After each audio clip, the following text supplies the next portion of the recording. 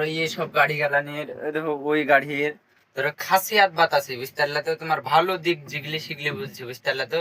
এই গাড়িটা যদি তোমার রাস্তা দিয়ে চলে, তো আশেপাশে ধরো আগে পিছে যতই গাড়ি থাকবে সবাই ধরো সাইড দিয়ে দিবে, আগে ভাগে সাইড দিয়ে দিবে, বুলাই লাগবে না, হরেন মারও লাগবে না, আগে থেকে সাইড দিয়ে দিবে। আবার এই জিনিসটার আর একটা খাসিয়াত ধরো, যে যদি মোটর সাইকেল সাইকেল কিংবা অন্য কোনো জিনিস হয় তো চুরি গেড়ি নিয়ে চলে যাওয়ার সন্দেহ থাকে। কিন্তু এই আমাদের এই কোম্পানিতে ধরো ম্যাক্সিমাম না হলেও 10-12 খানটা গাড়ি আছে, সবই এই গাড্ডার মধ্যে পড়ে থাকে, করিতেই পড়ে থাকে বুঝতে পারলে তো।